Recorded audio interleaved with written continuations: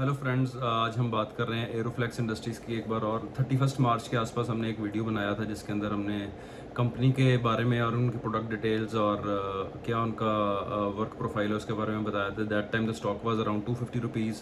उसके बाद I think with in 3 months time it touched 500 and now it took a support around 50 DMA which is close to 411 rupees।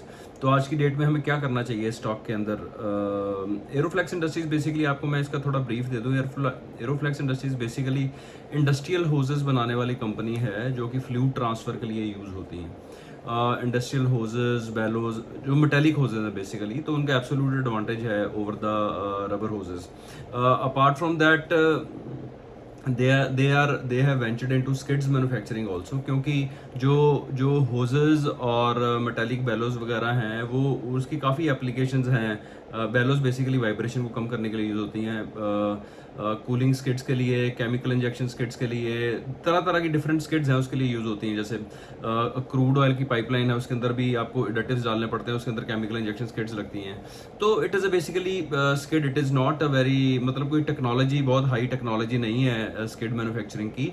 But yes, जो आज की date में जो अपना सुपर फास्ट नेटवर्क की जो एप्लीकेशन एक मर्ज हुई है डेटा सेंटर की रिक्वायरमेंट के साथ साथ, एज यू नो दैट कि डेटा सेंटर के ऊपर ऑलमोस्ट जो hyper scalars United states of America में हैं उन्होंने ऑलमोस्ट $725 बिलियन का केपेक्स अनाउंस किया और कर भी रहे हैं। उसके चक्कर में जो भी कंपनियां इससे रिलेटेड हैं, डेटा सेंटर से रिलेटेड, आप एरोफ्लेक्स ले लो, आप स्टरलाइट टेक्नोलॉजी ले लो, HCL टेक्नोलॉजी ले लो, सारे स्टॉक्स रन किए हैं। And Aeroflex is also one of them, though it is not a very high technology of cooling skids, close loop super fast network skids. जो बेसिकली कूलिंग वाटर स्किड्स के अंदर क्या है, basically आपके जो the absolute requirement of water is very less, per megawatt में भी 1000 litre के आसपास लगता है। अदरवाइज आपकी एवेपोरेशन स्किड जो नॉर्मल है उसके अंदर आपकी 300,000 गैलन तक का आपको पानी कंजम्पशन होता है। तो धीरे धीरे जितने भी डाटा सेंटर की एप्लीकेशन है उसके अंदर क्लोज लूप स्किड्स आ रही हैं, उसके अंदर जिसके अंदर की एरोफ्लेक्स इंडस्ट्रीज काम कर रही है। तो अभी उन्होंने अपनी इसी एप्लीकेशन को लेते हुए अपनी जो कूलिंग वाटर स्किड्स की जो SFN स्किड है जिसको बोलते हैं, उसकी आउटपुट 50% बढ़ाई है। पहले 6000 के आसपास बनाते थे। आई थिंक 1 जुलाई से उन्होंने अपने प्रोडक्शन कैपेसिटी रैंप अप करके 9000 कर दिया है। And definitely they will be getting a good requirements from these hyper scalars in India, in Europe, wherever it is। but yes, there is a competition which exists in the market because cooling water skid banana, it is not a very कुछ बहुत ज़्यादा बड़ी high technology नहीं है। उसके अंदर pumps लगते हैं, हीट एक्सचेंजर लगते हैं, बटरफ्लाई वॉल लगते हैं, मोटर्स लगती हैं, और पाइपिंग सिस्टम्स लगते हैं, प्लस कुछ पोर्शन जो इनका खुद का बनाते हैं, होजेस वगैरह लगती हैं जब वो इंस्टॉलेशन होगी डेटा सेंटर के अंदर, राइट। तो स्किड में एज सच इतनी होज की एप्लीकेशन नहीं है जितनी कि डेटा सेंटर में इंस्टॉलेशन के वक्त एप्लीकेशन है। तो हो सकता है कि जो प्रोडक्ट वो खुद बनाते हैं उसका 15-20% पार्ट जो है वो लगे। अगर 100 रुपए की स्किड है तो 20 रुपए के वो होजेस और बेलोज वगैरह लगे, बस 80 रुपए का जो है बॉट आउट आइटम जो उनको बाहर से खरीदने पड़ेंगे। तो स्टॉक अभी स्टॉक में क्या करना चाहिए मेरे ख्याल से, तो जो स्टॉक की जो प्राइस टू अर्निंग रेशियो अभी जो चल रही है वो ही 97.2 के आसपास है। it went to a price of went to the maximum P of 120 and then it came down to 98.4। Average जो मीडियन P है 49.7 है।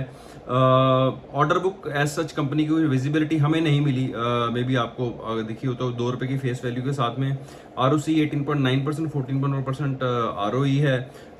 Debt to equity 0.02, PEG ratio 4.95। तो स्टिल मेरे को लग रहा है स्टॉक थोड़ा एक्सपेंसिव है।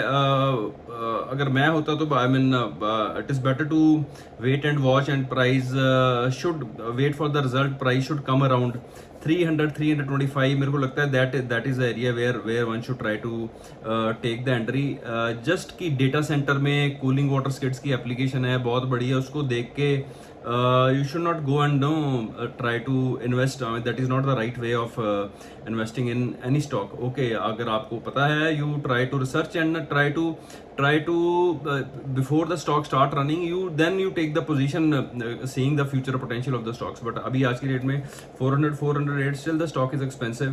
तो हमें लगता है कि data centre is one of the application as of now. But yes, power plants में, पेट्रोकेमिकल्स में, फर्टिलाइजर प्लांट में, रेलवेज में, वाटर वेस्ट वाटर में और बहुत एप्लीकेशन हैं होजेस की, बेलोस की, स्किड्स की which they are manufacturing. Okay, that is one of the area which is high growth as of now and the top of the town data center. तो company will be keep on growing 20-25% मेरे को लगता है, पर हो सकता है उनकी 2-3 साल के अंदर, 2-3 साल बीच में बहुत हाई ग्रोथ हो because of the SFN skids, superfast network skids, which is basically close loop cooling water skids जो हैं डेटा सेंटर के लिए. बट कंपनी एज सच अच्छी है, कोई दिक्कत नहीं है, products are excellent. Niche application है, इंडिया के अंदर इतना कंपटीशन नहीं है होजेस के अंदर, स्किड्स के अंदर.